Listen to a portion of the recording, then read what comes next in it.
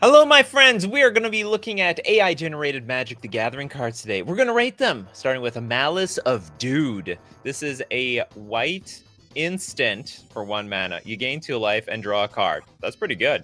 Create a 1/1 green Phyrexian insect creature token with Infect for each attacking creature. Holy mo! That is amazing value. This is... I mean, first off, you cantrip. You gain life at the very least. All right, so it's just 1 mana cantrip and gain life, but also if your opponent's attacking with anything, we at least get a 1/1, which I bet is going to profitably block them. If not, you could have like a million of these tokens. You'd be like, oh, it's attack with 10 creatures. Well, that's great. I'm going to play Malice of Dude, get 10 Infactors, and attack you back for complete lethal.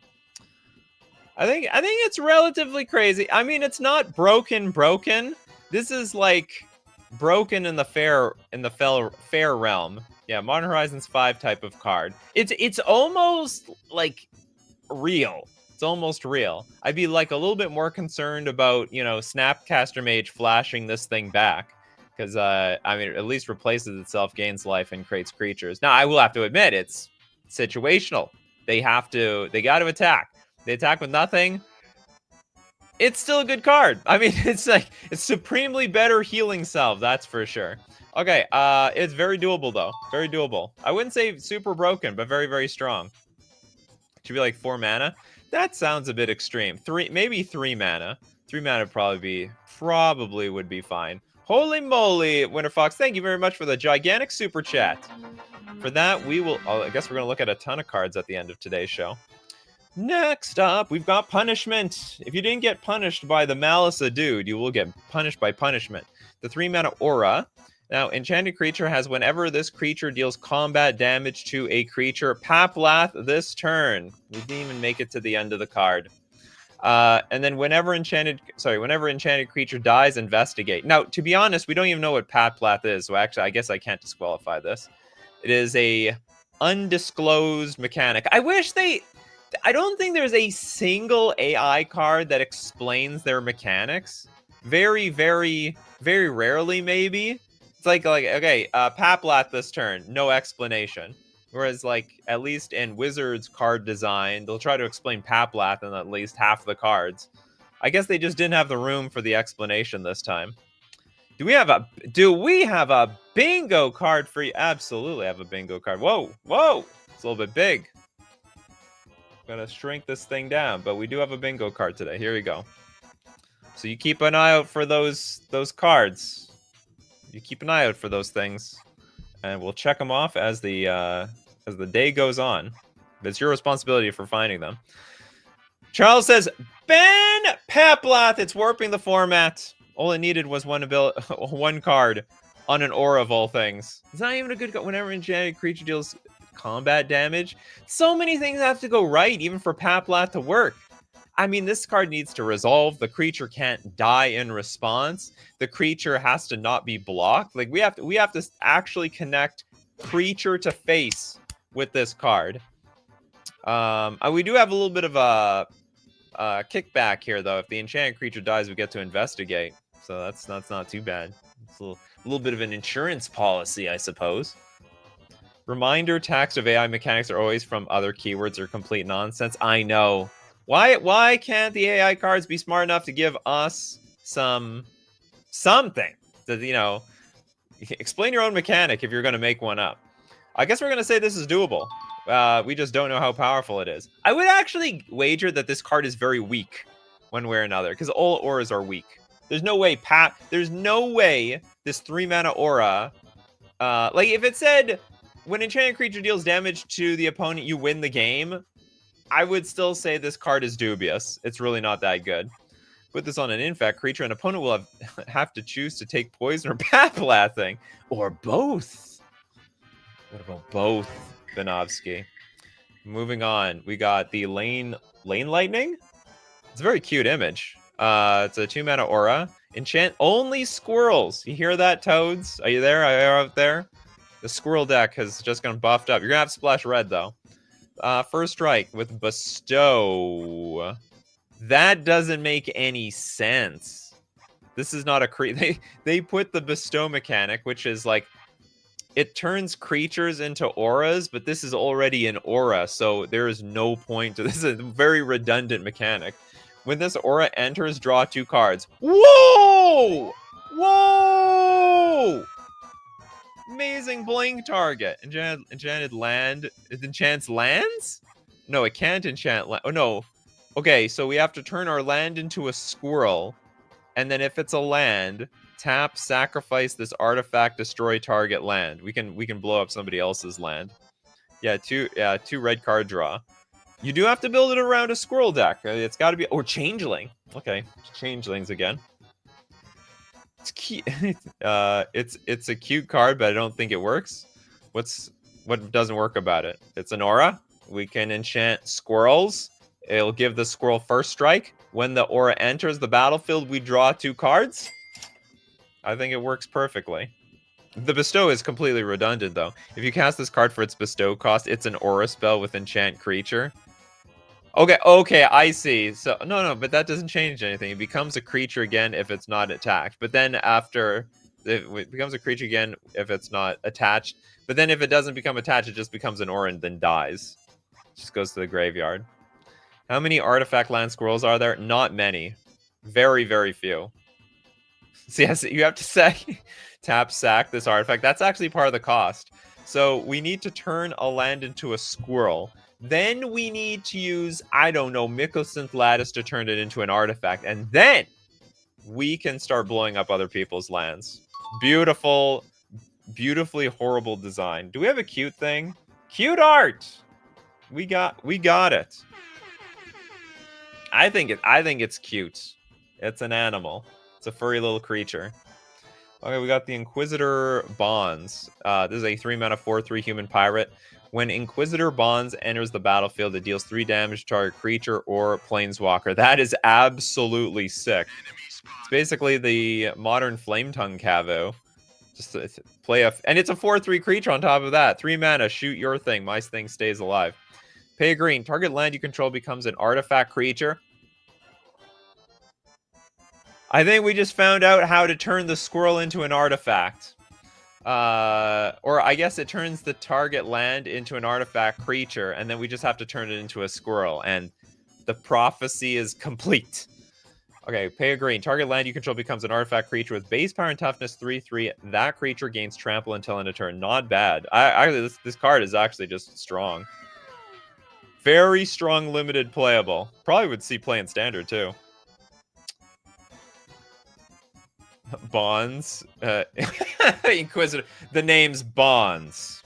Inquisitor Bonds. I like my creatures shaken, not stirred. Did the AI get smarter? This is a great card. No, it's just random. It's complete random chance. Sometimes the card is good. Sometimes it's complete nonsense. Sometimes all the cards are good. Sometimes all the cards are nonsense. Elwinter is like, I can see the chat on screen. The future is now. I know. I don't even know how long I've had that option for. It could have been like a year. I accidentally enabled it. It's not, huh? Hold on. It's not still a land. It is not still a land. That creature gains trample until end of turn. Base power and toughness. Oh, so it's a land forever. Yeah, it's going to be a land. For forever and ever and ever and ever. It's funny. It just loses the trample at end of turn. So you could, if you have enough mana, you can just turn all your lands into 3/3s. Just hope nobody board wipes the board, because they'll wipe away your lands as well. Artificial Armageddon. Bit of a Swiss Army knife, but I think it's fair for 3 mana. Would this see modern play? Probably. Maybe. Nah. I don't know. Maybe. It's a very doable card. It's not nonsense. No, usually cards say it is still a land. This one doesn't. Yeah, this one doesn't say. They are not a land. Target land you control becomes an artifact creature. Yeah, okay. Oh, I see. Oh, it goes from a land to not a land. I get it. You guys are right. Good catch. Good eye. Just becomes an artifact creature with base power 3/3. You're no longer a land, which sucks because now I can no longer tap you for mana. Okay, very strong card. Let me know if you'd love to play the Inquisitor Bonds in, I don't know, your standard Pioneer or Modern deck. Salvage Scout. This is a 4-mana 1/1 golem. Whenever you cast a multicolored spell, you can pay 1. Now, if you do, gain control of target creature until end of turn. That's pretty insane. Untap that creature. It gains haste until end of turn. Put a +1/+1 counter on it and untap it. Oh, we're actually buffing the creature, and then we're gonna give it back bigger. It's a very strange card. This is like something you put in like a jank commander deck or something. Looks like a Fallout card. Fallout art. Will Anderson, super fan of this. Sick card. I think it's fair. It's fair for sure. I mean, you need the salvage scout out. It needs to not die. It's a puny little 1/1. And you have to play a multicolored spell, still pay the tax, and you only temporarily take somebody's creature. You will be augmented. Resistance is futile. Your biological and wait, how did the Borg say it? Your biological and psychological likeness will be adapted to our own. Untaps twice just in case creature had a stun counter on. Oh, gain control of target creature until end of turn. Untap that creature. It gains haste. Yeah, and then untap it. So that actually is relevant because of the stun counters. That was a really good call. Because the first time it untaps it has a stun counter, you remove the stun counter, but it's still tapped. Then you can untap it again. Boom. Yeah, I'm gonna see. You might be doing your opponents a huge favor. They're like, wow, thank you. It's like good as new. No stun counters, stronger than ever. Quite unbelievable.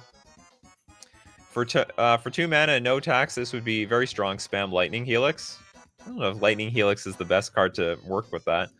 Charles Marks, just in case I lose sort of. It's a weird thing to say because we're actually stealing somebody else's card. Just in case I lose that, we got another untap. Untap Roonies around here. It dies to a strong sneeze, though. Oh, yeah, it's not even a strong sneeze. It can be a small sneeze. Any card that says sneeze, and it's dead. It's like borrowing someone's car and returning it with a full tank of gas and a car wash. And you even cleaned out their ashtray. Yeah, only until end of turn. You're giving it back. You don't get to keep it for forever.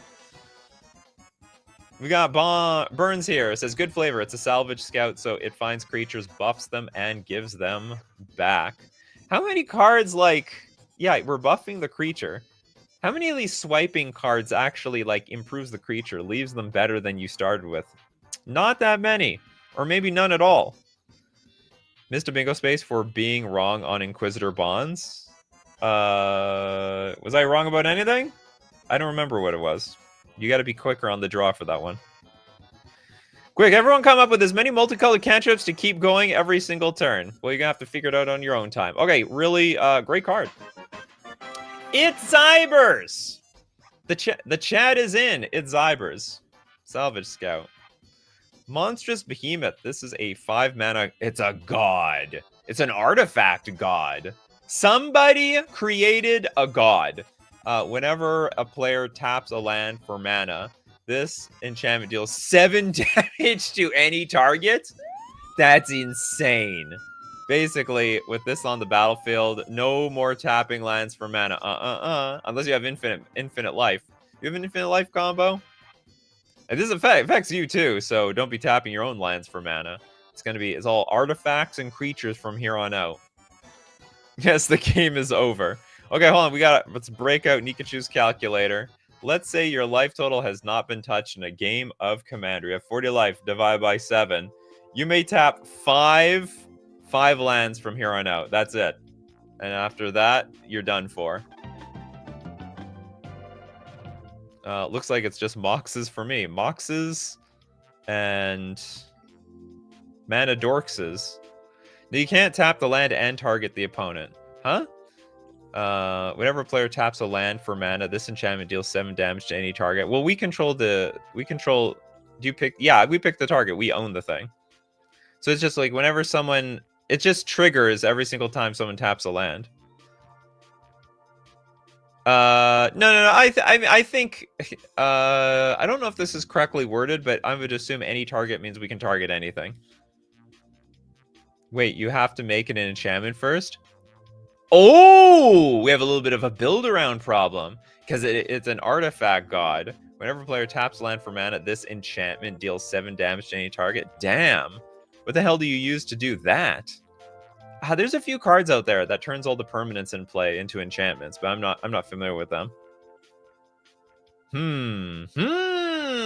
Okay, so it's not nearly as broken anymore. So this is very fair. Because, I mean, if you turn this into an enchantment, I mean, you deserve the ability. City and back along the skull. We are standards for widening curiosity of the clusters. Oh, I was hoping it was going to end it with clueless. That would have made a perfect sentence. We are the standards for widening the curiosity of the clueless. So don't be so clueless. Triggers with your lands too? Absolutely. I could be the one Oh, I mean, okay, yeah, I forgot. It doesn't deal damage necessarily to you. I just assumed that if you tapped a land, that probably the owner of this card would shoot them straight in the face for 7 damage each. It's actually not necessarily the case. Copy artifact, does it turn it into an enchantment? Is God not a creature type? Yes, it is. It has in this case it's an artifact type. It has no power and toughness. It's a creature type, but in this case I think it's an artifact type. How do I become a member of the Clusters? The Tan Pineapple. I actually don't know if there is a card that turns artifacts into enchantments. I don't know if it's artifacts into enchantments, but there are enchantments that will turn like permanents on the battlefield into enchantments. I just don't. I don't play those enchantment decks. Those are like a little too janky for me. So I don't need to do. Mirror Maid works with this. There we go. Banovsky's on the case. Sergeant Banovsky. Sort of technically, non-creatures can be gods like the Theros gods. That's right. You got it. Enchanted Evening. Does that turn into an enchantment? Okay. It is strangely fair. I thought it was broken, especially for a blue card. But it's okay. It's doable. It's doable because you have to work hard to get it online. We are moving on to the Antaratian Juggernaut. This is a 5-mana 3/4 Juggernaut artifact creature. Tap, sack a creature. Forests you control are white and human, as long as you control a blue permanent. And a 2/1 white knight creature that's still a land. We screwed it up at the end. I don't think that made any sense over there. New creature type? Juggernaut, I believe, is a creature type, if I am not mistaken. Let's look up Juggernaut. Am I spelling that right? Probably not. Darksteel. So yeah, Juggernaut is an actual creature type. Believe it or not. I mean, it's weird as hell. Don't get me wrong, but it's actually a creature type. Juggernaut is real. Was the AI? You know, we've looked at so many AI cards that are just BSing everything all around the place. Now we're actually debating reality now. Is this real? Is this the real world? Is this reality? It's a lot of work for a very confusing payoff. I don't even think the payoff even works. What the hell? You as long as you control a blue permanent and a 2/1 white knight creature, that's still. Oh no. Oh, it does work. Okay. So we sack a creature and our forests are white and human as long as you control...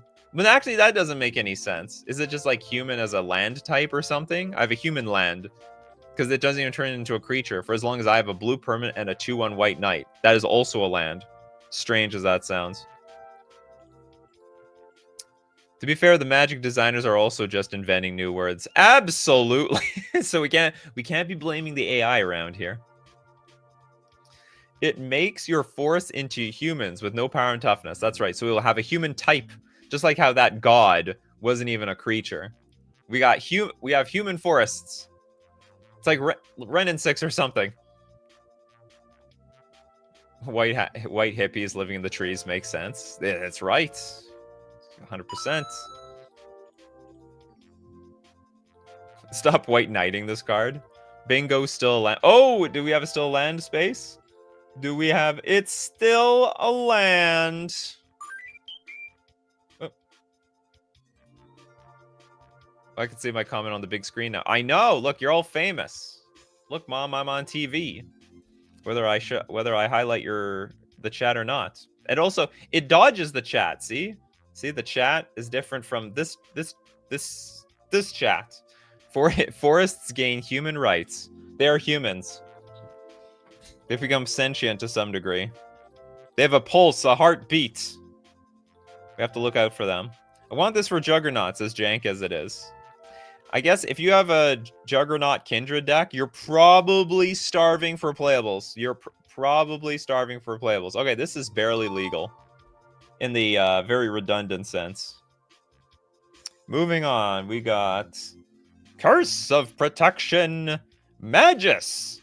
This is a black, blue, 3 generic enchantment. When Curse of Protection Magus enters the battlefield, put a -1/-1 counter on each creature you control. Why? As long as you have twice, it was cast. Scry 2. Not only does this not make any sense, this is a terrible card. It's literally, it just sabotages my board. When it enters the battlefield, I put a minus. Oh yeah, it does the weirdest templating too. It's like when Curse of Protection, Magus enters the battlefield. Oh no, that's part of the name. Sorry. So when Curse of Protection Magus enters the battlefield, put a -1/-1 counter on each creature you control. It's just terrible. Bing AI, it all makes sense. Oh no, the art was probably made by Bing AI, but the card itself was made by the in-house AI. So if it's cast twice, you scry 2. No, I can use it for my Scarecrow and a blue Scarecrow. This doesn't have any purpose whatsoever. I mean, okay, maybe to reset Undying creatures, maybe. Because Undying creatures, when they come back, they get a +1/+1 counter. So if you play this and give them a -1/-1 counter, it cancels themselves out. And then the Undying creature can die again and come back. That's the only practical thing I can think about for this card. You know, so long our creature comes back bigger than ever, and then you just remove the counter. No, it does nothing except weaken your creatures for 6 mana. Now, like I said, it resets Undying creatures. Paying 6 to activate Undying is still insane. You think that's good? This is not good. It is a curse. It is a curse indeed. This whole show is just forcing nonsense in the most sense that it can make. That's right. We are trying to make these cards playable. Like, what is their purpose in this life? It's funny. It has such a narrow range for existing. But you know what? Honestly, real Magic the Gathering cards are not all that different. In fact, there are hundreds of Magic the Gathering cards with no point yet, and they're still waiting for it. It protects creatures from hurting themselves. I don't know about that. Bingo alert. Play to lose. AI gave up halfway. Oh yeah. We could get. How about that? We have AI gave up halfway, and we also have classic play to lose. Where is it? Do we have play to lose here? I don't see play to lose. Discussing hero does nothing. 6 words. We don't have play to lose today. Yeah, I just don't see it. Well, I wouldn't say this is the most chaotic. We've seen way more chaotic than this. These are full sentences here, Sheev Lord. These poor AI cards are searching for homes. Please adopt them. Yes, please adopt these Curse of Protection Magus. Anyway, the second sentence makes no sense. As long as you have twice, it was cast. Scry 2. Disqualified. To the rank with that card. Board it. Soldier Spy. This is a 5-mana 3/1 human shaman. When this creature enters, if you control your commander, create a 1/1 black Universe Warrior creature token. That sounds powerful. I am a Universe Warrior. Sounds like Silver Surfer or something. Pay 4. Exile this card from your graveyard. Create a 1/1 colorless Thopter creature token with when this token dies, return this card to its owner's hand. That's fascinating. That's a fascinating mechanic. So you exile the card from... So if it dies, you create a token, and then if that token dies, you get the card back. You can redo this whole thing all over again. It's actually better off... No, actually, it's a pretty expensive effect in the grand scheme of things. Yeah, the Universe Warrior still dies to a lonely squirrel. Well, that's flavor text. That's flavor for you in Magic the Gathering. Tinker Tenor. I don't think this works with how it's worded. Maybe, you know what? Maybe not, but I think I'll live with it. Oh, the fleshes have been reached. This is fantastic. That's right, we exiled this card from the graveyard. Do we have a fleshes have been reached square? No, we don't. If the AI makes universe synergy, this card could be good. I wonder if this card is going to be good in the next set. It's like a space set, isn't it? The Edges of Eternity. Why are we going to space? Ugh, I find that so tacky. Yeah, you exile this thing. Is that in Universe Warrior or Universes Beyond Warrior? Oh yeah. Good catch. We got Balthazar. Thank you very much for your super chat. Really appreciate it. I'm still hoping for Maximum Cockroach, which says until your next upkeep, whenever your opponent plays a land or casts a spell, gain a treasure token. It's time for Max C. Well, we'll just have to wait. With that super chat, we'll look at a few extra cards at the end of the show. Hearthstone went to space. Oh, do we have to copy Hearthstone? It's the only place uncorrupted by capitalism. Oh, just yet. There's a lot of resources on that moon, let me tell you what. The moon is going to be a weird battleground for stuff. The US will probably commandeer it somehow in some way. Tarkir was the last real MTG set. We only have Universes Beyond Space Opera after this year. Oh, no. Yeah, and Spider-Man. And then we're probably gonna get like Marvel cards and stuff like that. We're gonna start getting like all sorts of weird intellectual property creations. It's gonna be like SpongeBob Square Attack. When Venom enters the battle, if Venom is in play, then SpongeBob Square Attack deals 10 damage to Gandalf the Grey or something like that. I'm actually surprised we haven't gotten anything like that yet, especially since we already have a few Universes Beyond stuff.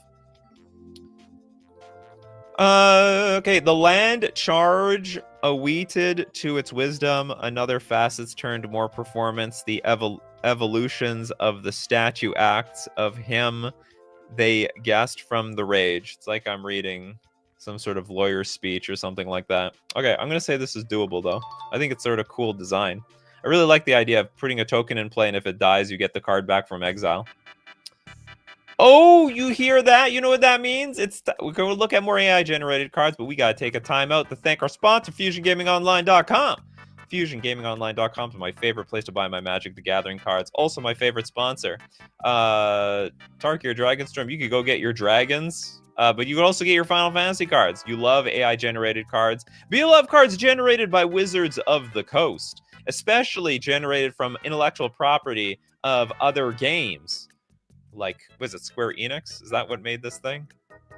I just know it. I know it was first on Nintendo, then they betrayed Nintendo. They went to PlayStation. How could they? How could they do that? Whatever, they did it. The traitors. Anyway, you can support the channel if you want to buy those cards at a discount with coupon code Nikachu. Buy your cards and other sealed product at FusionGamingOnline.com with coupon code Nikachu to get 5% off all your purchases. We're also going to thank Mana Traders, the premier place to rent Magic cards online. Ability to play any deck. Look, it's cheap. If you want to play 20 decks at once, don't buy all the cards. You got to rent those cards. And also, if you're afraid of those cards getting banned, your decks getting banned, don't worry, because Mana Traders cards get banned. That allows you to play more decks. It gets you that competitive edge. You always wanted to play the top tier 0 deck of every single format. Well, now you can. That's basically what people do. That's why we have like 30% meta shares for certain decks in certain formats. Thanks to Mana Traders. You can join them using my Mana Traders link in the description below, or save 40% cash back on your 3rd month subscription using coupon code Nikachu_OWS. And back to our regularly scheduled programming. All right, next up. R of the Wind. What the hell is this? A 5-mana 2/3 worm. Who will win? Sarkon something. It looks like Sarkon here from the back. Versus Giant Worm. When this creature dies, create a 1/1 red warrior creature token. Oh, it's its friend. They're friends together. Probably the red warrior is there for feeding time, but not actually getting eaten. Yeah, the red. We're getting a red warrior. I guess what is red in this case? The name or the like creature type? Oh no, yeah, it is a creature type. So you get a 1/1 red. It's a red creature, but then the creature type is a red warrior. Yeah, the type is red warrior. As funny as this is. The day when crimes aren't infectious, that so brewed at the only observant before the wilds, not in time of their tree thanks. Tree, thank you very much. Doable. Actually, it's so doable it hurts. I'm surprised they made something so underpowered and hilarious. Yeah, this is pretty bad, actually. This worm looks enormous. It looks like it should be a 7/7. I didn't even realize it's a measly 2/3. It's pathetic. Yeah, tree thanks. Tree thanks for that. Okay, we have an unnamed card. I think that's illegal. I don't think you're allowed to have an unnamed card because I think there already exists an unnamed card. There's a 5-mana instant. Draw 3 cards at random. How the hell do you do that? Oh, huh? What does that mean? Draw 3 cards at random. To mill a card, a player puts the top card of their library into their graveyard. Is this like you're taking 3 cards at random from your deck? Like you shuffle, draw a card off the top, or shuffle, draw a card off the top, shuffle, draw a card off the top, shuffle, draw a card off the top. Then at the beginning of your upkeep, if you have the city's blessing, choose a creature opponents control. If you do, put all cards from a graveyard onto the battlefield under your control. You do need the city's blessing here. Draw from a random spot in the deck, no stacking. What are you gonna? How are you gonna determine that? You're gonna roll a die? Yeah, chaos tutoring. Well, but you're not tutoring. You're still just drawing. Oh yeah, the reminder text is complete nonsense. Chaos ensues bingo alert. This is not really a chaos ensues card. You know, chaos ensues is when the card doesn't make any damn sense. It's just a bunch of running on gibberish. And it just goes on and on. Like, you know, with absolute pride. It's really owning the gibberish. Have Judge grab card for you. Okay, we have Ewan Burns. I'd use this card, but my city hates me. Need the city. Oh yeah, well you need the city's blessing. Me when I have a headache. Bandit Keith. Every card is already random if you shuffled your deck correctly. Yeah, but the thing is, there are points in the game where you know where cards are. Like you've scried cards to the bottom. You've put cards on top of your deck in a certain order. I think there is a no-name bingo square. Oh, is there?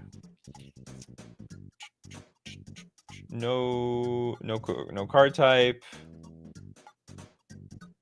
No creature type. No, not name, because that's actually really rare. Super rare that they don't give a name. They at least remember themselves. Arian says, just play Oscillate Pride. That thing seems to get the city's blessing in one turn anyway. That's funny, actually. This is a completely playable card. Well, I'm loosely using the word playable, but it's you could shove this into Boros Energy in Modern, yeah. They could even cast this. They'll draw. It's insane card advantage. So even if you draw 3 random cards, it's still 3 cards. And then we can steal somebody's entire graveyard. But we do need the city's blessing for that. It's like completely over the top. Bottom left. It's bottom left square. Nikachu is right. Sorry, trigger 2. Oh, there is no card name. Okay. And because of that, I was completely wrong. Funny enough. I cast what? I just said the card name. Did you hear me? I cast. Gotta be. It's a very, very low decibel level. Okay, what are we gonna say? It's doable. It's doable. Some people might Zyber with this card. I mean, it honestly, I don't even think it's all that good. 5 mana to draw 3 random cards is probably on par with Magic the Gathering. That's not crazy. I think there are other cards. It's a little strong. I mean, I bet Control decks would play this card just for the instant speed draw 3. Because it's basically like Lorien revealed. But you get to play it at instant speed. I hope it's just nameless and not meant for stickers. Oh, good point. Dodge's naming cards hate, I guess. Yeah, I guess if you surgical extraction, you can't find the other cards. Hello, oh my god, hello. Where have you been? We've missed you. Oh my god, hello. Okay. Super doable. I don't even think the second half is even going to get pulled off. We're moving on to an Elder Dragon, maybe even invented EDH itself. The Mercarian Demon of New Smash. It's a 7 mana 6/6 Elder Dragon in white. Flying. Whenever you cast an instant or sorcery spell, Mercadian leaves the battlefield. Does it ever come back? Players can't cast spells during the declare attacker step. Then if you control a commander, you may play cards from the top of your library. It's fascinating, but you can't really play instants and sorceries. It just disappears. Yeah, leaves where? Where does it go? Well, I'll tell you what we have to do. We have to attach one of those GoPros to the Mercarian, and they'll hopefully it transmits the information back to us via Bluetooth. Just goes home. Named a demon, but is a dragon. Yeah, they bleed, you know. It's a demon to all those other dragons.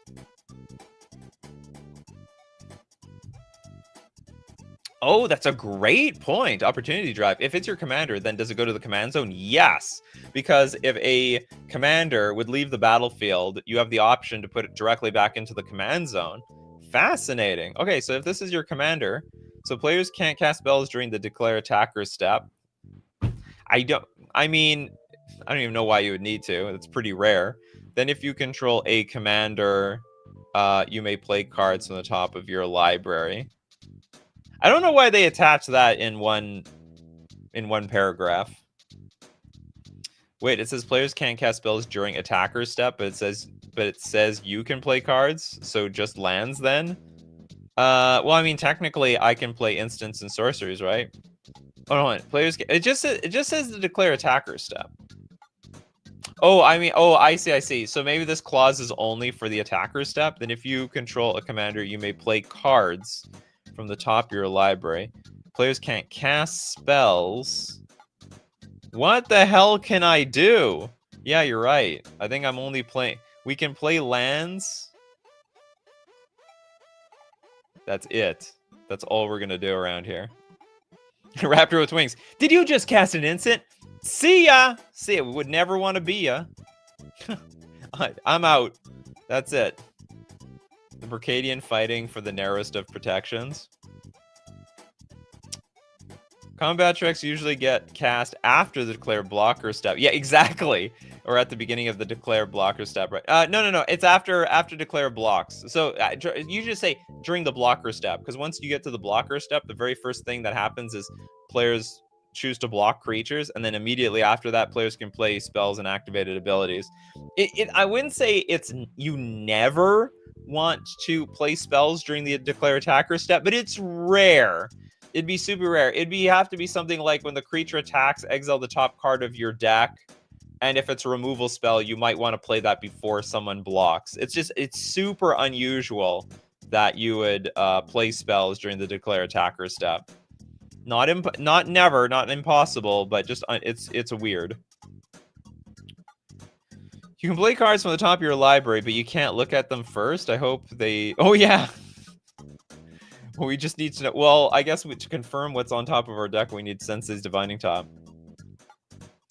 Yeah, I know it's very contradicted. It's contradicting itself.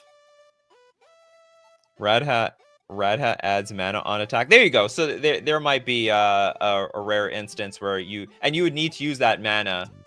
Well, I don't know. Do you have to use the mana immediately, or does the mana float through the entire turn? Otherwise, you might have to use the mana immediately upon attack and don't look back.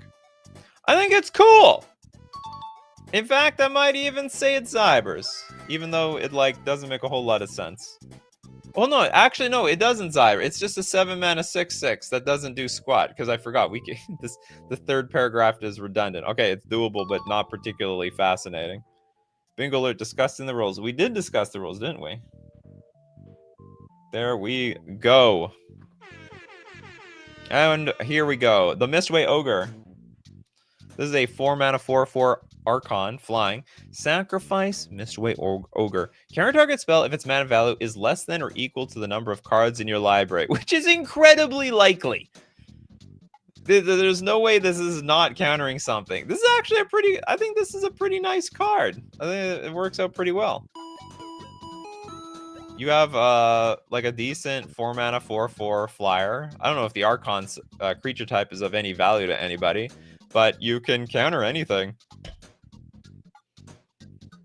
It's Cybers! Kimberly approves. Sucks against Mill? Probably. No, I would say the opposite, actually, Ryan. Because even against Mill, like, your library needs to have 0 cards in it for it to do nothing. I would think Mill is actually quite scared of this card. It's a pretty good beater for 4 damage, and then at a critical, like, a critical Mill spell, you just sacrifice this and counter it. Like, Mill players hate counter spells. Defeat Mill with this one simple trick. You have quite comfortable margin. Barca says, the time to shine for X mana cost. Oh, so if you, like, yeah, you're right. So, if the spell is like 1,000,000 to deal like 1,000,000 damage to you with Fireball. It's like, whoops! Unfortunately, I don't have 1,000,000 cards in my deck. It's not gonna be good for us. Can't use it to protect no library combos. That's true. Do you have one?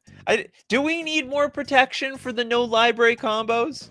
By the way, why are we even calling it a no library combo? You're talking about Athasa's Oracle combo. Do we need more help, people? Probably not. Probably not at all. Counters X cost spells. Yeah, unless it's big enough. So counter target spell if its mana value is less than or equal to the number of cards in your library. So if I have let's say in theory I have a 95 card library. Actually that's impossible. Okay, let's say I have a 90 card library and someone fireballs for 2 million. I can't counter that. The fireball is more expensive. Yeah, let's print it. Send it to the printers. Go for it, wizards. Steal this one. This is a good idea. And black sort of counter spells, sort of. It's probably strong for a black counter spell card, but that's okay. We got the Honage Generation. This is a green X card, which in theory can get around the Mistway Ogre. Sorcery. As an additional cost to cast this spell, sacrifice a creature. Fine. Feels like a very black thing to do, but... Draw a card. This spell can't be countered. Oh! The hard counter in 2 ways to the Mistway Ogre. Sorry about that, Mistway Ogre. You're a total toast. Anyway, destroy target land. Its controller exiles the top card of their library. You may put that card into your hand. That sounds very illegal. And the rest on the bottom of your library in random order. What the? Are we putting somebody's deck on the bottom of our deck? You may put the top... Destroy target land. Its controller exiles the top card of their library. You may put that card into your hand and the rest on the bottom of your library in a random order. Stop! You violated the law. Unless they're talking about the rest of the one card that we exiled. Swipe or no swiping? Bingo, why is X here? Oh, they just for fun. Oh, this is not, yeah, why is X here? No, there's no point to this thing at all. Just to get around Chalice of the Void, that's all. Chalice of the Void. No sense. Burn it, throw it away. Into the game, bitch. Super hard counter for a previous card. And so, oh yeah, in multiple ways. Well, we have to balance the game, you know. Unlike Wizards of the Coast, the AI is actually finding counters to the counters of their own creation. Oh yeah, Grave Rune actually asking the real questions here. 1 green to draw and destroy a land and then steal a card. You basically go turn 1 Birds of Paradise, turn 2 float, add 1 green with the Birds of Paradise, cast this card, sack of the birds, blow up a land. What a mana land destruction, pretty strong. Is this too strong? Yeah, and card draw. Oh, it probably is. In addition to it being gibberish at the end. Like, this whole thing at the end is completely illegal. We can't be exiling other people's cards and putting them into our hand. It's also possible we're stealing their entire deck. It steals the entire library, not just 1 card. Yeah, we took it all. It just mills the opponent, right? Yeah, for 1 mana. 1 mana instant kills. Okay, Dr. Nemo is a little bit of a mill player here, I think. You've revealed yourself, Dr. Nemo. He won anyway, even though I got powers. Barn rises 20 power level. Card gave up halfway? Not really. I mean, this is sort of intelligible. It's illegal. It's very, very illegal. We can't be putting their cards in our hands. Also, we can't be swiping somebody's deck. Okay, next up we got the Saber-Tooth Demon. 7 mana, 6/6. It's an insect. You know what? For me, a mosquito is my personal demon. I hate them personally. Trample, haste. The Skyver Geist, the flashback cost is equal to its mana cost. Instructions unclear. It felt like it was trying to name another card down here. Skyver Geist, the flashback cost is equal to its mana cost. Nope. That doesn't make any sense. Yeah, but it doesn't have flashback. It's also not called Skyver Geist. It's called Saber-Tooth Demon. Also looks like it's a waiter. It's in the food service industry. You know, practicing carrying those drinks and that food. Why is the mosquito sexy? Well, I don't even know. Is this even a mosquito? It's a pretty buff mosquito. I wouldn't want to go up against it. No, it's trying to explain something to Skyver Geist. Look, Skyver Geist, the flashback cost, it's equal to its mana cost. Don't forget about that. Remember my wise words. This Skyvers! Maybe it's trying to say create Skyver Geist for a flashback cost once is in the graveyard. Flashback would be illegal though. I think this thing doesn't know what it's doing. I mean, the mosquito in One Punch Man is still the sexiest mosquito. I haven't seen that show. I am familiar with it though. I'm familiar with the memes. Okay, we're going to the Sea Crovax. What's a Crovax in the first place? 4 mana sorcery. Sea Crovax deals 2 damage divided as you choose among red creatures with power 3 or greater. Exile, and we exile all shrines. There we go. We found the shrine hate out over there. If you're having trouble against the shrine decks, we got the Sea Crovax. The game is balanced once again. Yeah, RIP shrines. That's it. It's over for you, shrines. You're not getting any more support. In fact, the hate cards are getting pulled out. You've been left unchecked for too many decades now.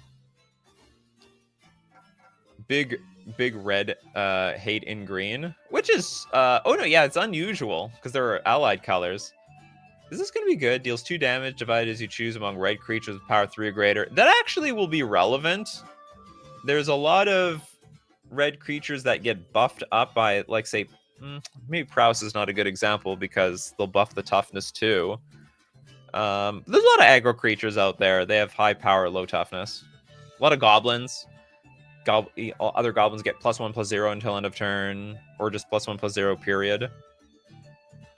It goes great with the Skyber Geist. Pretty mediocre. Doable, but very disappointing. Oh, no! Okay, that's got to be an award. Doable, but disappointing. The D&D. It's a double deer. Do there need to be such creatures to exile the shrine? Do there need to be such creatures to exile the shrines? I don't know. 4 mana sorcery speed though, but it exiles all the shrines. It's like a Wrath of God, okay? So it's gotta be 4 mana. Don't underestimate those shrines here. I mean, the shrine hate makes its side more material. Exactly. What else do I have to say about this card? What was it called? What was that term before? The winter poo? The poo? It was a poo storm? A poo snow? Poo? Cloud poo! That's what it is. It's cloud poo. Go to the cloud poo. I've never played this card. Okay, Big Claws. It's a 7 mana 6/6 human artificer. You make inventions. Ninjutsu of 3 mana. When this creature enters, if it was kicked, which it does have a kicker of 4, create a tapped 1/1 white soldier creature token with flying. When this creature is dealt damage, draw that many cards. Insane! That's excellent. And then we have a kicker of 4 mana. It's weird. Okay, so it could be ninjutsu. I mean, you'd only want to ninjutsu this thing in play. I don't even know why you would ever want to cast this card. This casting cost is absurdly stupid.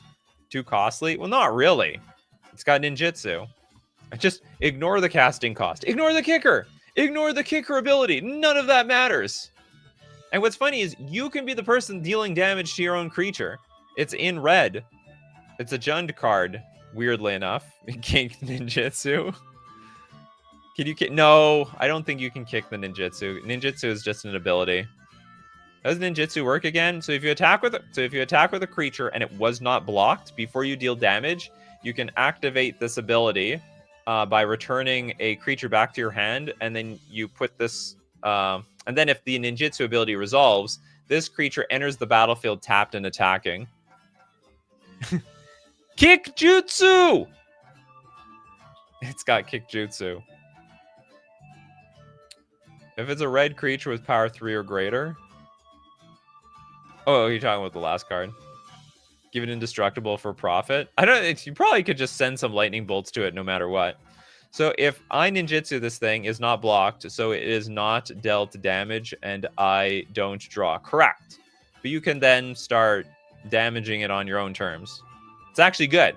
You're gonna smack your opponent for 6 damage, which is not nothing. And yeah, start dealing damage to itself. You want to hurt yourself, but you're gonna cash in on that hurt. All right. This is I'm not gonna call it self-harm. You're just gonna beat up on your Big Claws thing, and it just pays out for some reason. Yeah, ninjutsu cheats mana cost. Exactly. That's exactly what it does. Introduction to ninjutsu. Now all of a sudden people are gonna look up all the ninjutsu cards, and there's a lot of good ones out there. There's Kaito.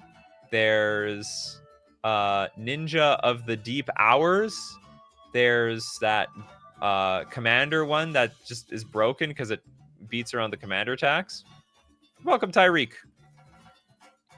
Also, a ninja being red-green is hilarious. Yeah, very unusual. Okay, I think it's Zybers. I think this is a really cool card. Could make Artificers good. It's technically not a ninja.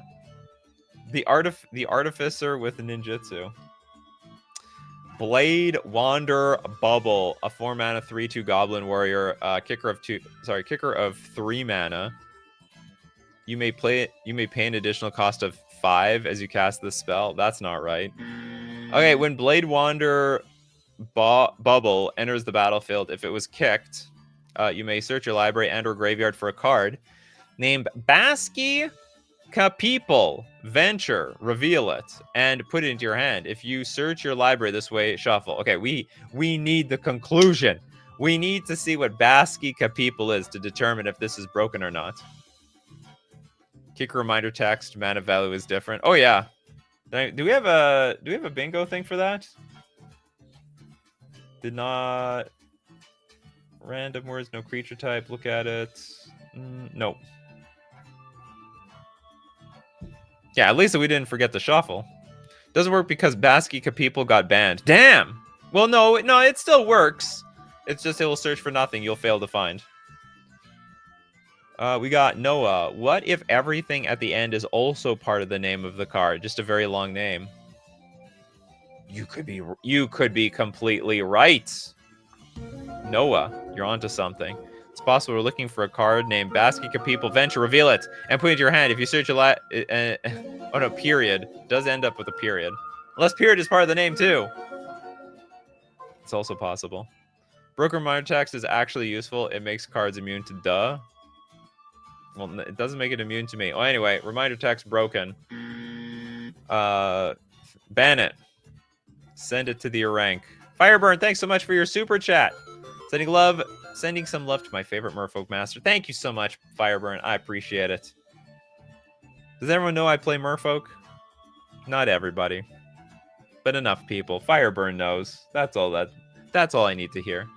Okay, we got the Clockwork Wings. It's a 5-mana 4/4 Vampire Noble with Vigilance. Whenever Clockwork Wings attacks, exile up to 1 target card from a graveyard. Look at it. Look at it. It can't be countered. We're looking at it. We're looking at it. There it is. Why does it do that so often? Why is look at it a thing at all? Is that in the game, period? Like, this is supposed to be copying Magic the Gathering cards. I don't think there is a single card in Magic that says, look at it. But this is like just, it's in the cards like at least once every 2 weeks or something. Yeah, it's a payoff for all the look at it cards. Okay, look at it, can't be countered. Pay 4, you draw a card and you lose 1 life. Then for the very weird casting cost of a 1 black X black, return Clockwork Wings from your graveyard to your hand. Choose a creature at random that attack this turn. You vote for the rest of the game. Damn! That was close to actually being a fine card near the end. Actually, it was never a fine card. Look at it, can't be countered. It's not even anything. You vote! You vote for the rest of the game! Did the fleshes get reached again? Exile up to 1 target card from... Yeah, oh, the fleshes did get reached again. It's not complete... Actually, maybe it is useless. Well, X did not go wild. But we already got our useless X for today. Votes for the rest of the game. We have another candidate. Well, they are voting. They're the voters. They're not necessarily they're not necessarily going for leadership. I should say running for leadership. Does reference another card. Is that a bingo card? Whenever choose a creature at random that attack this turn, you vote for the rest of the game. The candidate is called Rest of the Game. I see, I get it. I think it's a bit silly. Can't be countered. Also, can't make sense out of this card. It's cloud poo all over the place. Okay, we have the Circle of Flying. Now, let me tell you about the Circle of Flying. It is a 3-mana enchantment. At the beginning of your upkeep, if you have 5 or more cards in hand, you get energy. That's fine.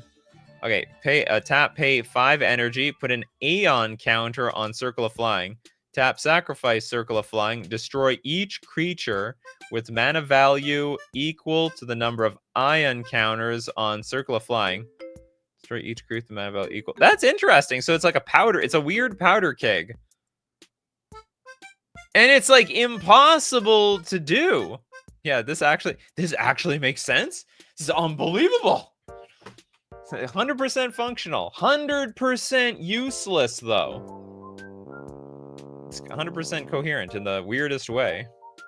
So you have to burn a she's lot of energy just to put a single Eon counter on this card. And then you have to sacrifice this thing. You've been building this baby up for its one purpose, and that is to destroy each creature with mana value equal to the number of Eon counters on the damn thing. I also love tapping my enchantments. It's the only unusual part of this card. Acts more like a artifact. In 10 turns, you can destroy all 2-mana creatures. Well, that's assuming we're not getting energy from somewhere else. Oh, that's true. 3-mana Wrath of God for tokens. That's how they balanced it out. Ornithopters hate the circle of flying. Gets trapped in the circle. Eve says, also the funny thing is that it probably best to use at 0 destroy tokens. It's probably the only thing it's useful at. Gigas! The Ian counters meta was too nerfed by wizards. It only hits creatures. Good for proliferate. Oh yeah, we could proliferate this thing, but you still need at least one Ian counter on this thing. Okay, actually not stupid. Unbelievable. The amount of effort that they put into that card. All right, now we're going to be looking at cards as many times as we have super chats. We have a giant super chat here. We'll just make, and you know what? We haven't seen you in a while here, Winter Fox. We'll make this like 8 cards. Okay, Citries Courtian. This is a white instant. Target creature gets +2/+1 and gains vigilance until end of turn. Create a 1/1 white core Allig soldier creature token. It's got cycling for 5 mana in black. Whenever you cycle Citries Courtian, you may tap all non-land permanents. It's actually just a card all around. Could be nuts and limited. It's like it's almost like Monstrous Rage. You know, so instead of a roll token, the creature just gets vigilance. It does do a lot for 1 mana. And we get a 1/1. Well, actually, you know what? It is like Monstrous Rage because we get the 1/1. So we get an extra piece of power on the battlefield anyway. Is that a spelling mistake? It looks like it should be, say, curtain based on the image. Very likely. Oh, do we have a spelling mistake? Ambiguous typing, chat. Obvious misspell, 100%. There we go. It also probably is City's Curtain instead of Citries Courtian. And Cycling Fogs. Not bad, but you have to spend 5 mana. You may tap all non-land permanents. Is anyone maintaining a list of cards from this deemed reasonable plus interesting? I'm sure somebody out there is. I think Steve Cooper is a historian as well. It's a double whammy card if it's cycled. It's a draw card and tap all permanents for 5 mana. It's almost like a cryptic command. It's white cryptic command with the modes. Tap all your opponent's creatures and draw a card. Except it also taps their artifacts. And their enchantments. You may tap all not... Is there a card actually that's written like this? Do enchantments ever get tapped? Maybe not. I think that, well, it doesn't... We mean it dangerous. It doesn't win the game on the spot or anything. Karibo. Karibo? You mean like the fuzzy thing in Yu-Gi-Oh?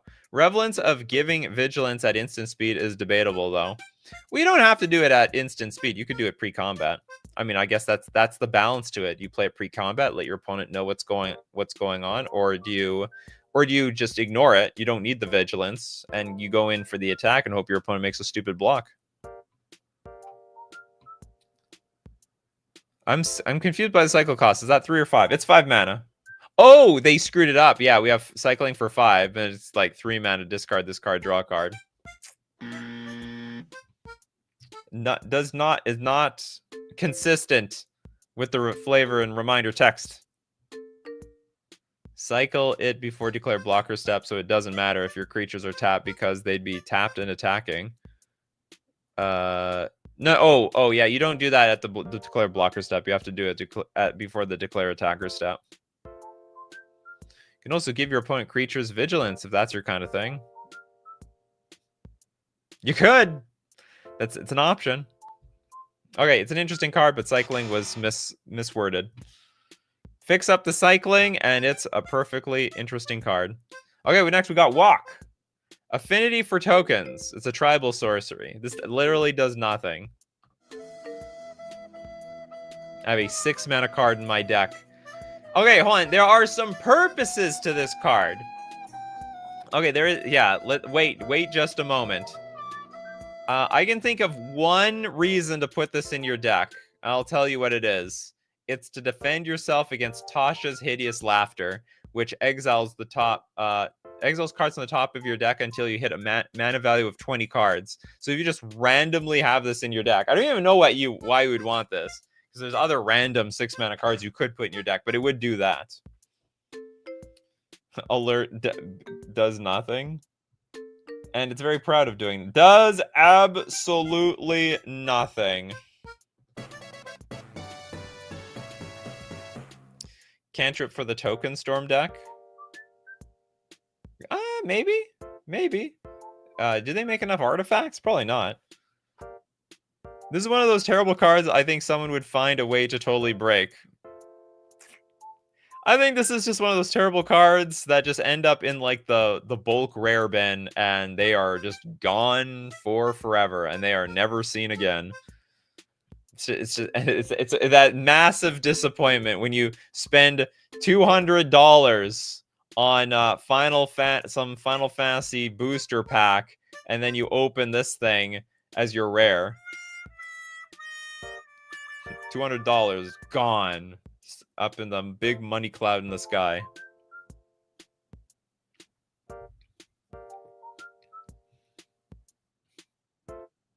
Yeah, kindred spells need a creature type. This one doesn't have it. It's blank. It's make your own adventure type of card. Yeah, no, we got nothing in here. It does even less than nothing. No, says Gerard. It does nothing. It does less than Null Rod. Technically legal. Just very worthless. Okay, we got Erdpone. This is a 2-mana 4/4 rat. That's insane. It's like a Tarmogoyf. Trample. When Erdpone enters the battlefield, destroy target horse. Oh no, the horse decks. They don't have much support, and now they're already getting hated on. And you draw a card. It does kill changelings though. Tap. Target knight you control gains haste until end of turn. So somehow the ally of knights, but also the enemy of horses.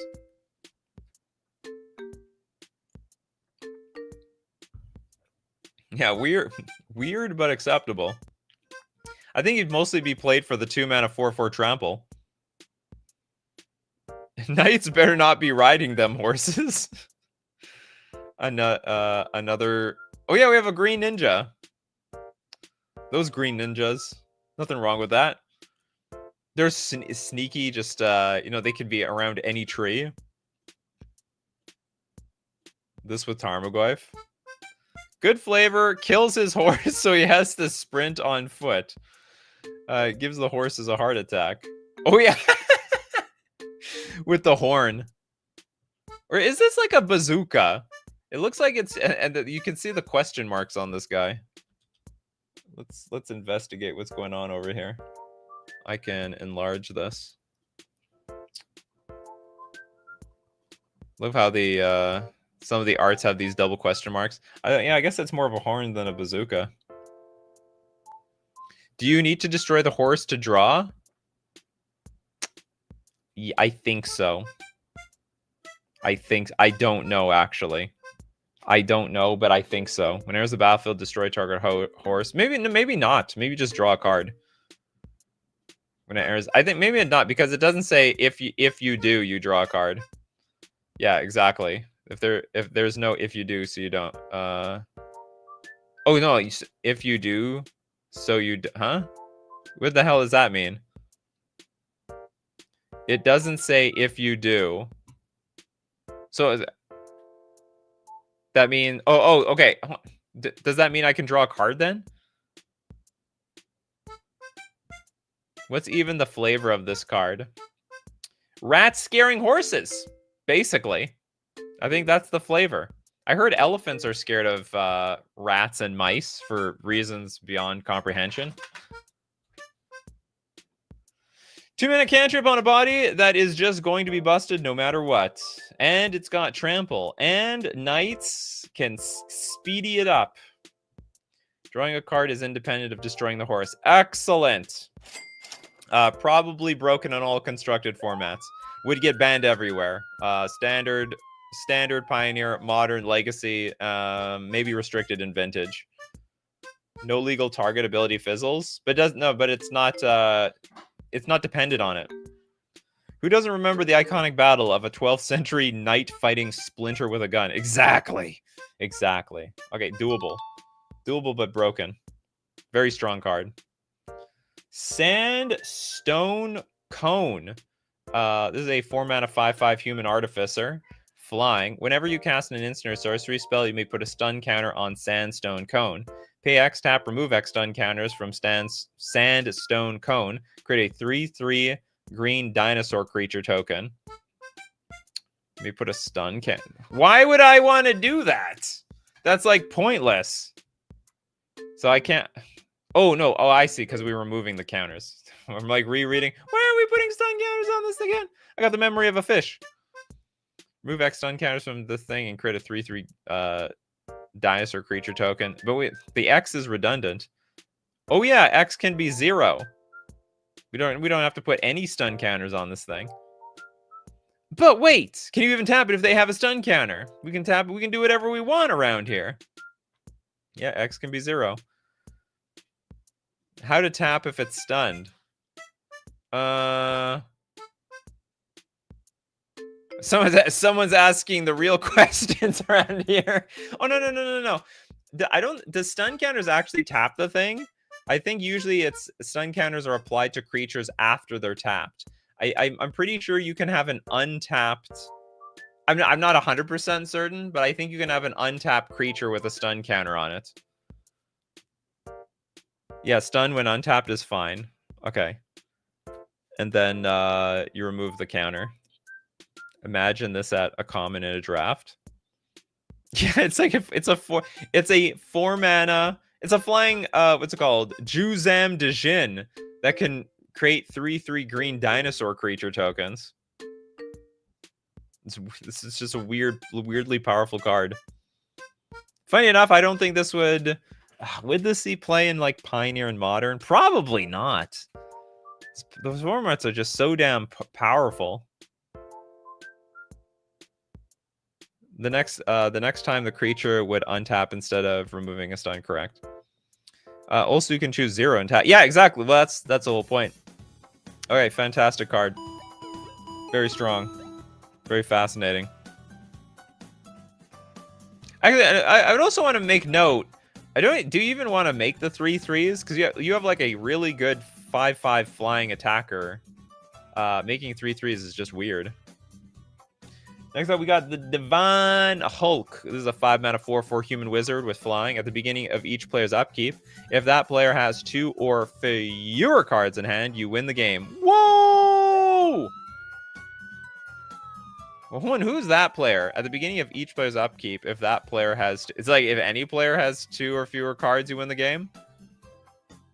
Okay, finally, we finally found the you win the game cards. We're back. We're back to classic AI power, where we just need to meet some narrow, or maybe not even narrow, a really common condition in this game, and boom, we've won. Yeah, it definitely a danger. Everyone has this incentive to keep everybody above 2 cards, or kill the thing on the spot. At the beginning of each player's upkeep. So you have to, I guess the trick is you play this card. When the player to your left has 2 or less cards, you play this and hope they can't interact with it, and then they die. Oh, the players whose upkeep it is. Oh yeah, okay, true. That makes a whole lot of sense. This is a human wizard, apparently. Oh yeah. Well, it's blurring through time and space. It's so powerful. You just dump your own hand and win. Well, then you have to wait until your turn for it to win. Combos with Sire of Insanity. It would be really hard, though, because you have to play Sire of Insanity first. Oh, no, you can play this first, I guess, and if everyone keeps a handful of cards, yeah, then you play Sire of Insanity and win. Yeah, the 2 cards in hand. That player has 2 or fewer cards in hand. You win the game. Divine Hulk. Do we have any I win the game cards? Nope. We finally broke one with nothing. Sort of. Again, you have to wait until your turn, right? And that gives the table like a lot of opportunity to kill this thing by then. Flamekin is only like 4 mana. Okay, broken. I mean, anything that wins the game like this is pretty disgusting. Moving on, we got Machine Trailblazer. This is a 5 mana 9/9 elf warrior with hexproof. This spell can't be countered. Exile a card from a graveyard. The fleshes have been reached. You gain 9 life. That's a lot of life. This card is actually insane. This is like almost a custom Magic the Gathering card. Custom Magic the Gathering card players. The only thing it's missing is indestructible. So at least we got that. You can gain so much life off of this. this slaps deck, or sorry, slaps graveyard. This card can make so much life out of that graveyard. Exile the entire opponent's grave for unlimited life. Exile a card. Oh yeah, it's from a graveyard. I didn't even catch that. We can exile the opponent's graveyard. I'm just throwing this out on any random point of the game. Usually people have like at least 3 cards in their graveyard. So like 3, 12, 12 times 9. 12 times 9. Boom! 108 life. Even by like turn 4. Yeah, from a graveyard. And you exile it as a cost. That's right. This is the ultimate fleshes have been reached card.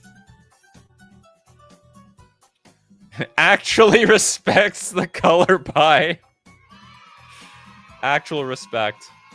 Most of the time does not. Yeah, this card, it's in green, so it can't be countered. It's in white and green, has hexproof. Has some really, and it's in white, so we have life gain. Yeah, not even a tap ability. It's so super strong. A bomb and a cute waifu at the same time. This is gonna be $300. Oh yeah, this is the chase rare. It makes me wonder, okay, if this card, would this card really be banned? You know what, probably. This has like Thrag Tusk levels of power to it. Probably control decks would play this thing. You just exile, like it would just crush any aggro deck. You know, aggro deck deals 14 damage to a player. They're down to 6. Machine Trailblazer? Would you like to concede? Burn players hate this card. Wipe out Burn with this one simple trick. Yeah, actual Mythic. Understands Mythic power level. All right, super strong. But anyway, it's super legal. And it does not actually win the game on like turn 3 or turn 5.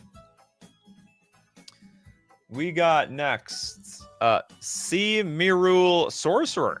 This is a 2 mana 1/2 wrap. This creature can't block. Protection from mirror artifacts. That's right, we need protection from mirrors. Those mirrors are getting out of control. The reminder text is wrong. This spell costs 1 less to cast for each artifact you control. Come on, you knew what affinity was a few seconds ago. Tap, sack a creature, destroy any number of target planeswalkers. Wow! Super Friend, the anti-Super Friends card. If there was a one, we already got it because we already hit like a billion wrong reminder texts. We need to remind the AI what the reminder text actually is, because it doesn't seem to have any idea what the hell it is in the first place. Yeah, Super Friends are no more. Super no friends. The art goes hard though. It reminds me of, you know, honestly, it sort of reminds me of Anakin when he in was it the episode 3? It's the clothing, the well, I mean, it's not lava, but like the fire in the background. This is like when Anakin went super to the dark side. Could even sacrifice itself if needed. Absolutely. This is funny. This creature can't block. Well, I don't plan to. I haven't seen any of the Blade movies. Or maybe I did when I was like a kid. I just don't remember. Yes. When Anakin got cooked. Although I don't think we're at the cooked part here. Anakin had a microphone. So I was just interpreting this as like the lightsaber that hasn't been hasn't been drawn out yet. I understand this is a wrapper. Here's the microphone. Yeah, that is a microphone. How are you gonna Obi-Wan to Anakin? You can't defeat me. I not only do I have the high ground, but actually you've been using a microphone the entire time. Jace can't handle these sick. Yeah, I can't handle these sick bars. Okay, this is doable enough. We'll just make this legal, despite the stupid reminder text. Obi-Wan spits some bars on Anakin, drops his saber. All right, moving on. We've got I can't turn my head here. So it's a battle. It's a 2-mana legendary battle siege horsemanship. That's it. That's funny. Okay, and it's also on the other side. If we destroy the battle, Riptide Hunter. It's a human shaman, a 1/1 creature. Whenever you lose life, each player sacrifices a creature. That's fascinating. And you can make yourself lose the life. You could like pay a life with Necropotence. Then everyone sacks a creature. Pay another life with Necropotence. They sacrifice another creature, and so on, and so on and so on. Oh my God! Skip battles. What do you mean skip battles? Yeah, horsemanship mentioned. It's bringing back those old mechanics, those old beloved ones that we forgot. We can't be forgetting about the horsemanship. Got to pay our allegiance to horsemanship. But you also sacrifice. That's okay. We're probably not playing with creatures in our deck. Oh no, we are playing with one though. No, we're playing with the Riptide Hunter. Damn, this card could sacrifice itself. Okay, I'll tell you what we could do. Okay, hear me out. With it on the stack. So whenever you lose life, it will trigger individually each time. Oh no, shoot, this is not going to work the way I want it to. No, it will work. Okay, so when I pay for Necropotence, the ability will go on the stack, but immediately triggers the Riptide Hunter. But it hasn't resolved yet. So in response, I activate Necropotence again, lose another life. Riptide Hunter also triggers again. So I just keep stacking the triggers until I've activated it enough times that I'm satisfied wiping the board. Yeah, we put all the triggers on the stack to wipe the board, and then they'll just resolve one at a time. And I'll lose my one Riptide Hunter. Can you attack the battle if you don't have horsemanship on your creature? Oh my God. That creature can't be blocked except by creatures with horsemanship. That's a good question. The battle has horsemanship. Can we attack it? I'm gonna say yes, but if we animate the corrupted, what is it called? The corrupted Cerberus, then we can't. Why does Cerberus, the battle siege, have horsemanship? I don't know. You could say that about a lot of AI-generated Magic the Gathering cards. Very cool card. Very cool idea. Fireless Firecap. 3-mana artifact. Fireless Firecap enters the battlefield with 2 +1/+1 counters on it. Pay 1, tap, add a white. Pay 3, tap, gain control of target creature, and it has this ability. What? So we can gain control of creatures that will also gain the ability to control creatures? And why the hell does this get +1/+1 counter? It's not even a creature itself. Gain control of target creature, and it has this ability. Charles said, what?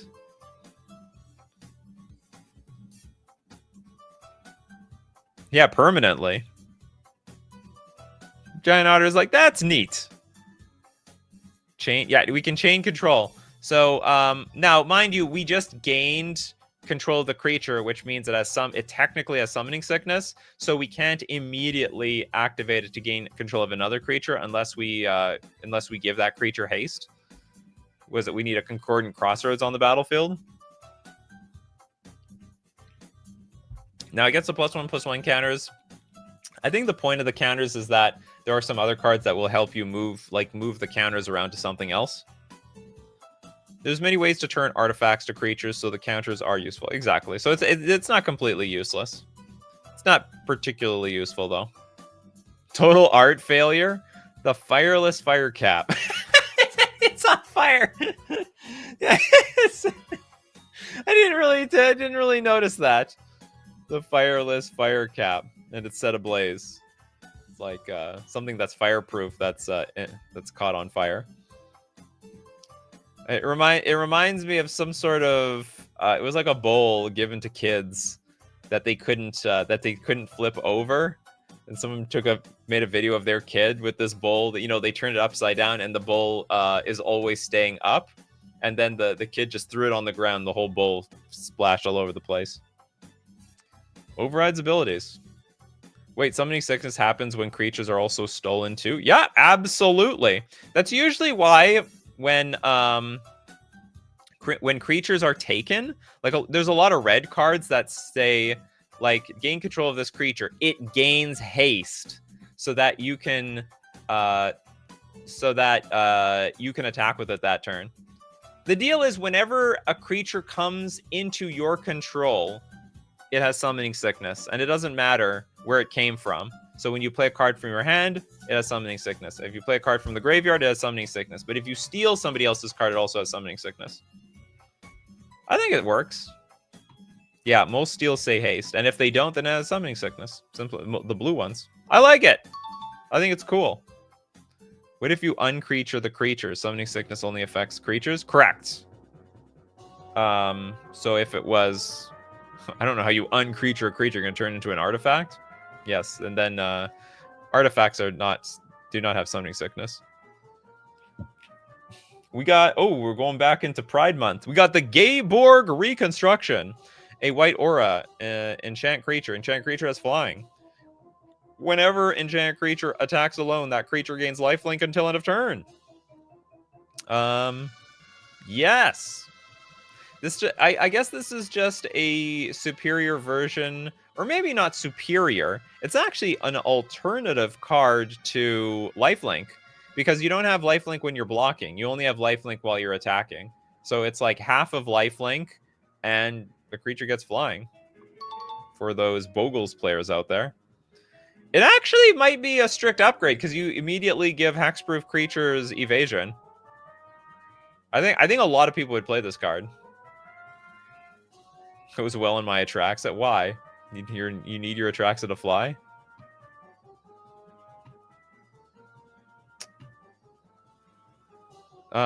Gay. Oh, sorry, it's not gay. Oh, yeah, it's gay bog, not gay Borg, like a swamp. Okay, that's right, not the Star Trek villain.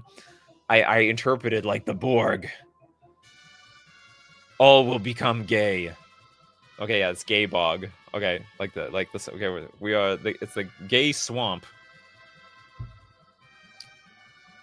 Completely fine. Would not blink at this being printed. Oh yeah, this actually totally could be printed.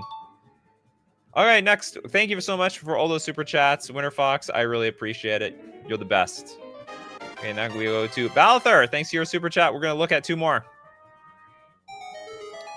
And that two more starts with the Transparent Splays Werewolf. This is a 5-mana 5/4 dog. Oh, I got a dog sound effect. I don't get to use my dog sound effect very often. When this creature enters, you may pay white, white, green, X, white, black, red. And if you do, create a token that's a copy of 3 lands.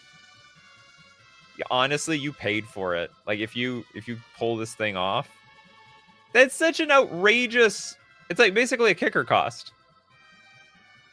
Yeah, very mana soup. Is this absurd mana cost? Well, you get to copy 3 lands, which is perfectly legal. Yeah, 11 mana for 3 lands. I don't know if we need to ramp into those Eldrazi's. Now, mind you, we may not even be wanting to ramp. We might be just stealing abilities from other cards. We got Dog Tanian. That's a bad dog. A very bad dog. No, you only get 1 token. If you do create a token, that's a copy of 3 lands. Oh! Oh, so I guess we get a token that is like they're just gonna have all the abilities of 3 lands, which is pretty cool. Yeah, single token is 3 lands. If we copied Swamp, Forest, Mountain, it would be like a token that taps for black, red, and green. How is 1 token a copy of 3 lands? Use your imagination. Just imagine all the abilities were stacked one after another. That would be weird. I wonder what the ruling would be if it's all Tron lands. I would actually think... I don't know what they would do. I really honestly don't know what they would do. Yeah, it's any land too. That's right. Worst Dark Depths enabler ever. Oh yeah, you'll immediately come. We have a token that is a Dark Depths and has no ice counters on it, so then it just gets sacrificed. I can't. Xander's like, I can't get over 1 token being a copy of multiple permanents. Okay, cool card. Next up, we got the Transfeller Hero. Is that... You know what? Like, I'm familiar with furries. Is there another community out there that are like featheries and they dress up as birds?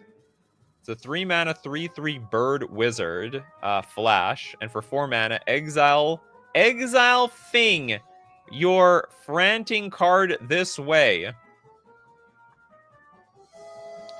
Pay red. Until end of turn, target creature gets +1/+0 until end of turn. Is the land planet Glurg itself? Did it kill birds of paradise and wear its feathers? Oh no. It hunted it down. It would make some sense. It has to be a really big birds of paradise. I always imagine birds of paradise a very small creature. If it was that big, it could kill me. Yeah, I love some Fing you're frantic. There is a Yu-Gi-Oh deck made of people who dress as birds. It's a Yu-Gi-Oh thing then. Okay, I like this. It's effing. That's what it is. Exile effing your frantic card this way. Well, it sort of gave up immediately. It didn't give up halfway. It just gave up at the start. All right, well, this card does nothing. Next up, we've got Fireburn. Thank you very much for your super chat. And we'll look at another card. The Lesbian Pony. Looks like this pony's melting. Made out of wax. It's a 5 mana 4/4 beast with flying and changeling. That's it. Lesbian Pony. I have no comments to this card. Although, now that we have a changeling in here, you know what it could be done? You know what's funny? Okay, you know what's the funny thing? It's a pony, but it doesn't have the horse creature type. But it does have changeling, so that it can be blown up by that 2 mana 4/4 trampling rat that destroys horses. Right? Am I right? So actually... So this is like what it's for. This is what that rat is hunting.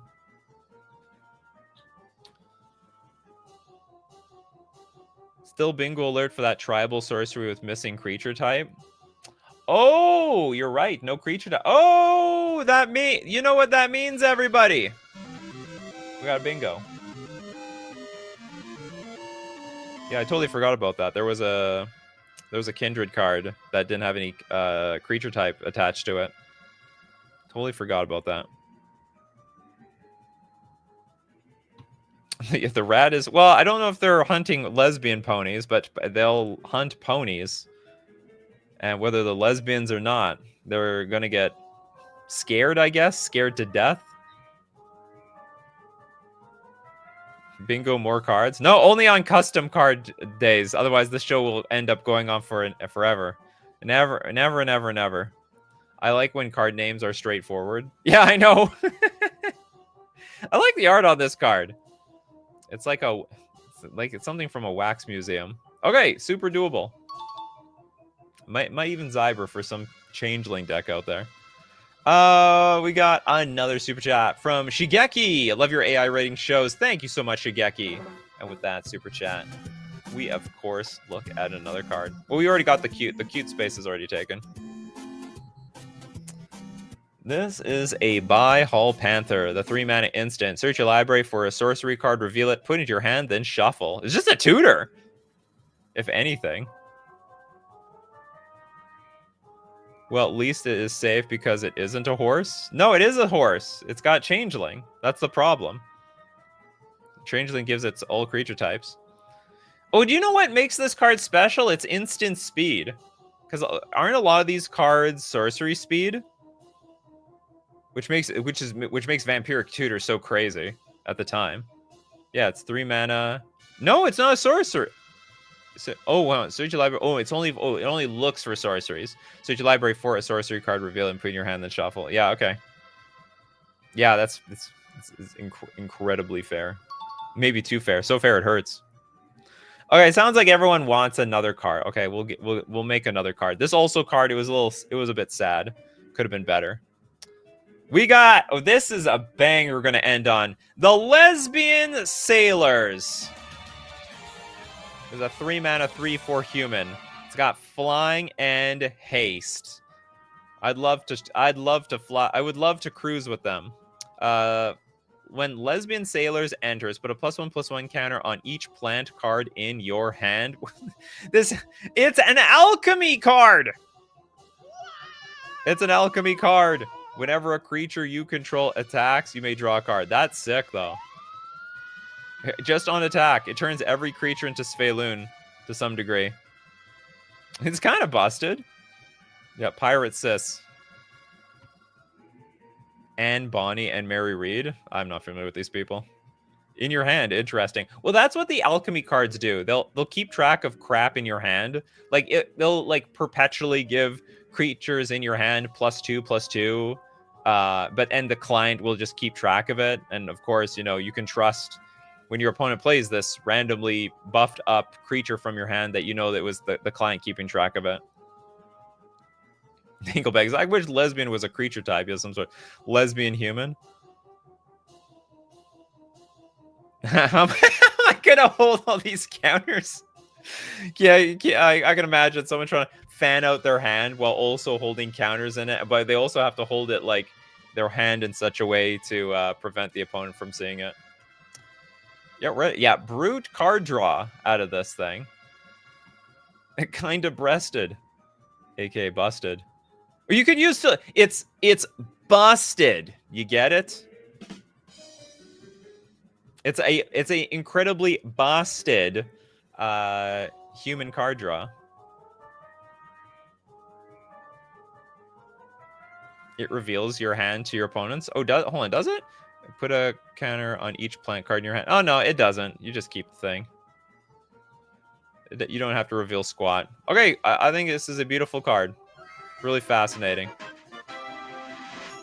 And that's it. Oh, what a show we had today. What a way to end the Pride Month as well.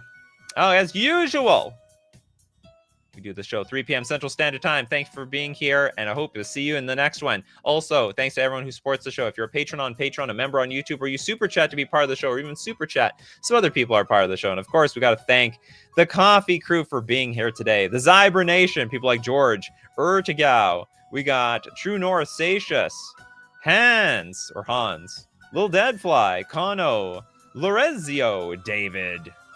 We got Callie Caution, Steve Cooper, Ryan, Harris, Dinglebag, and more. So, as usual, my coffee crew, keep brewing those coffees. And, of course, we're going to keep brewing up the magic. Take care of yourselves, and I will see you at the next cup.